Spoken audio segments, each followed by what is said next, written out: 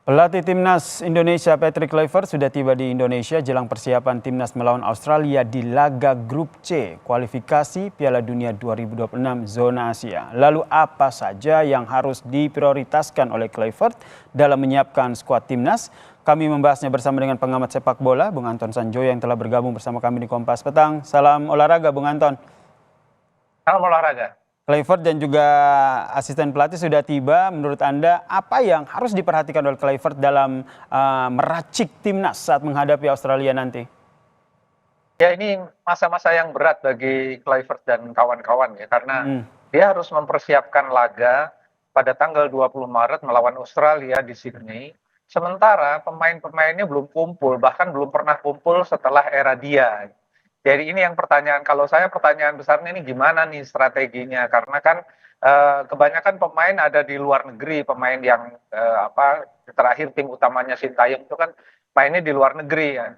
Ada yang di Belanda, kebanyakan di Belanda, tapi seperti Jai main di Italia, Kevin Dix main di Eropa, sementara Martin Pas main di Amerika kan. Jadi sulit ini mempertemukan mereka ini, apalagi ketika Kluivert ada di Belanda, saya nggak tahu apakah dia ketemu sama pemain-pemain Indonesia yang ada di sana kan. Ada Tom Haye, ada Verdong, ada banyak sekali pemain Indonesia di sana. Apa dia sempat ketemu atau enggak? Karena menurut saya pertemuan tim pelatih dengan para pemain yang sudah settle di era Sintayong, menurut saya sangat penting. Jadi kalau sekarang dia datang ke Indonesia, saya baca berita dia akan muter ke Liga 1 untuk cari pemain lain, saya kira kalaupun ada penambahan, barangkali tidak terlalu signifikan, mungkin 1-2 menggantikan tim yang dibentuk oleh Sintayong. Berarti menurut Anda ini akan banyak perubahan dibanding laga sebelumnya atau seperti apa? Saya yakin tidak akan banyak perubahan ya, karena bagaimanapun tim yang terakhir bermain melawan Arab Saudi itu kan tim yang sudah lama bergabung, meskipun banyak pemain juga baru ketika itu. Tapi at least mereka adalah pemain yang sudah dibentuk dalam satu tim, gitu loh. Jadi kalau mau cari pemain, kemungkinan kalau mau menambah pemain adalah pemain-pemain yang dulu pernah dipanggil Sintayong, tapi kemudian mungkin karena 1-2 masalah tidak dipanggil lagi, mungkin bisa dihubungi lagi. Saya bicara pemain seperti Sadil Ramdhani misalnya, mungkin bisa diajak bicara, dipanggil lagi. Tapi kalau strateginya, menurut saya ini yang paling krusial harus dirumuskan oleh PSSI dan Kluivert serta timnya ya. Bagaimana menyiapkan tim ini tanpa kehadiran fisik pemain secara utuh.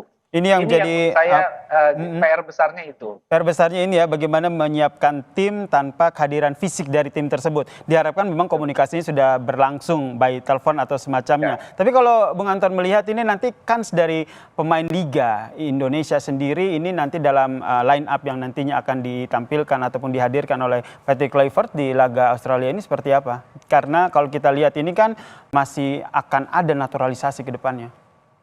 Kalau naturalisasi sih menurut saya ya karena itu kebijakan PSSI lah, sudah nggak bisa ditahan lagi karena mereka ambisi betul ya dengan pemain-pemain diaspora itu. Mungkin Romeni kan akan bergabung, Ritual juga akan bergabung. Tapi kalau kita bicara kans pemain di Liga, ya ini yang akan dilihat oleh Kluivert.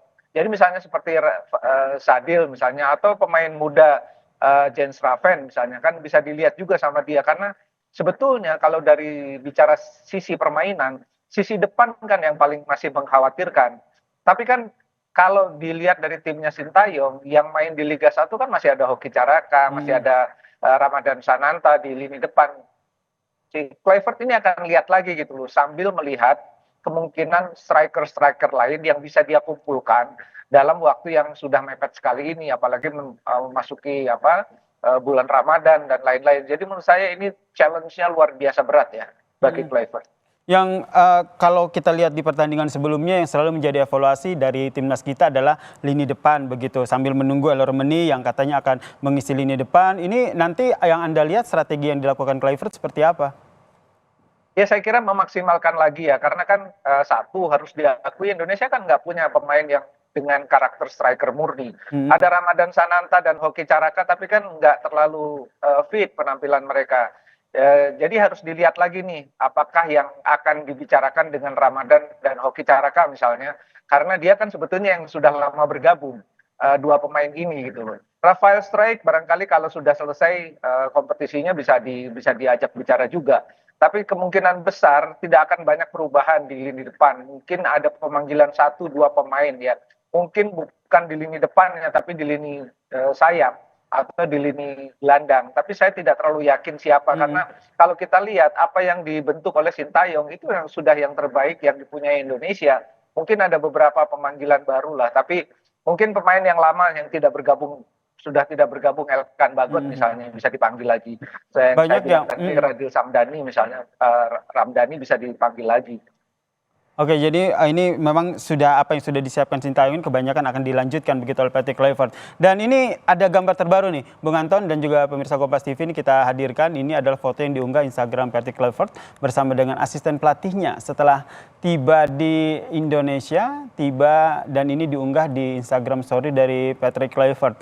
Bung Anton, ini sudah ketemu dengan asisten-asisten pelatihnya. Kalau kita tadi kata Bung Anton tidak ketemu secara fisik dengan pemain-pemain, tapi dengan hadirnya asisten pelatih ini tentu harusnya bisa membantu untuk meracik pemain dan juga strategi yang mapan. Bagaimana Anda melihat dari posisi para asisten pelatih ini?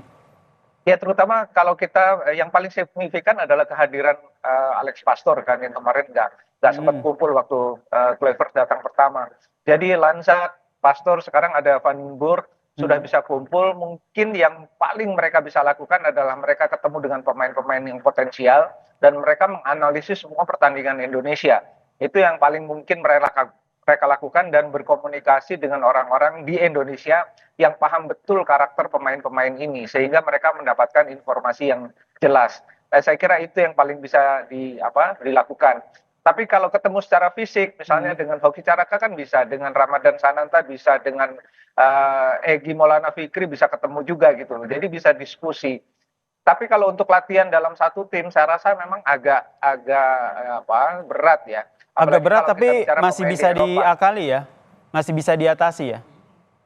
Ya, diatasinya dengan pertemuan yang non fisik ya, mungkin dengan komunikasi pertemuan jarak jauh gitu.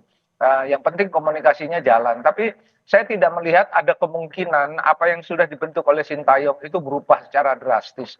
Saya rasa nggak ada gitu loh. Karena saya tahu Kluivert mungkin barangkali juga kalau membentuk tim yang sama sekali baru juga kan rasanya juga konyol ya. Jadi mungkin menurut saya tim yang sudah dibentuk oleh Sintayong ini dievaluasi, yang kurang-kurang dia akan coba menganalisis bagaimana menambalnya, dia lihat karakter pemain, dia lihat video rekamannya, kemudian dia mencoba simulasi dengan itu semua. Karena sebetulnya krusialnya kan H-7 menjelang tanggal 20. Nah, ini H-7 menjelang tanggal 20 itulah sebetulnya hasil dari evaluasi semuanya kemudian dipraktekkan pada tanggal H-7 itu, mungkin kira-kira sekitar tanggal 13. Tapi tanggal 13 itu kan itu weekdays. Nah, yang berat adalah pemain-pemain yang berlaga di Eropa, mereka pasti belum datang. Karena mereka pada weekend, pada pekan itu mereka masih bertanding. Jadi mungkin H-4 atau H-3 dari tanggal 20 baru pemain-pemain itu kan datang. Seperti Verdong lah yang sekarang menjadi andalan Nijmegen. Kemudian juga ada Jai yang andalan Venesia, kan nggak mungkin bergabung pada tanggal 13. Pasti pada weekend atau pada akhir weekend pada pekan itu. Jadi nggak mungkin dia bergabung gitu, karena mereka adalah andalan di klub masing-masing. Jadi H-3 atau H-4 baru bisa full tim gitu ya bergabung. Nah, menurut Anda ketika sudah full tim nih gabung, apa yang akhirnya lebih diutamakan oleh Kluivert? Langsung membagi strategi atau masih tetap melihat person by person pemain? Saya kira akan dibagi per departemen dulu. Saya yakin rencana itu dia per departemen pertahanan, tengah lalu depan, lalu dia akan simulasi permainan. Mungkin kalau bisa melakukan satu laga uji coba melawan klub Liga 1 gitu untuk melihat ini aja ya, misalnya 2x20 atau 3x20 gitu. Untuk melihat apa yang sudah dia rencanakan sebelumnya dipraktekkan di lapangan jalan enggak gitu loh. Karena kan pasti akan banyak perubahan strategi ya dari Sintayong ke Kluivert, kan pasti ada perubahan lah, nggak mungkin sama plek juga gitu. Nah, ini yang saya kira akan dicoba dalam 3 hari itu. Akan dicoba dalam 3 hari tersebut ya. Lawan ya. Bung Joy, kalau STY sendiri kan pernah gitu menghadapi Australia, kemudian sudah melihat gaya permainan Australia begitu. Kalau yang Bung Joy sendiri melihat apa yang nantinya akan dibaca oleh seorang Patrick Kluivert jika melihat peta kekuatan dari ataupun perkembangan dari timnas Australia? Waktu lawan Australia kan draw kan, dan permainan Indonesia salah satu yang terbaik waktu itu, terutama dalam sisi bertahan. Nah, saya kira rekaman pertandingan itu pasti akan diulang-ulang, dilihat, dianalisis. Dan Australia sendiri menurut saya sudah banyak perkembangan yang mereka mampu menahan Jepang juga gitu. Jadi semua itu pasti sudah diskusi ketat tuh antara Lanzat, Pastor, dan Kluivert. Sekarang ada Van den Berg. Jadi rasanya mereka berempat akan berdiskusi sangat ketat mengenai laga awal itu, karena itu yang akan menjadi penentuan. Meskipun saya harus katakan, kalaupun kalah melawan Australia di Sydney, belum tertutup kemungkinan Indonesia untuk bisa lolos gitu loh. Jadi masih ada kemungkinan kalau mengalahkan Bahrain, kemudian mengalahkan Cina, terakhir Indonesia akan tandang ke Jepang. Jadi sebetulnya belum kiamat lah kalaupun kalah dari Australia, tapi pasti akan diusahakan sebaik-baiknya untuk meraih poin gitu loh. Saya kira kalau di Sydney main imbang bisa raih poin itu udah luar biasa, karena memang persiapan tim, pelatihnya juga sangat terbatas, pemain juga berkumpul dengan waktu yang sangat terbatas. Pemain Australia kan kebanyakan main di liga mereka gitu loh. Ada 1-2 yang di Liga Eropa, tapi kebanyakan tampil di liga mereka sendiri, di Liga Australia gitu. Jadi mereka lebih sering berkumpul lah, saya yakin itu. Jadi tantangan terbesar adalah ngumpulin pemain nih. Memang waktunya 2,5 bulan sejak tanggal 6 kemarin kan.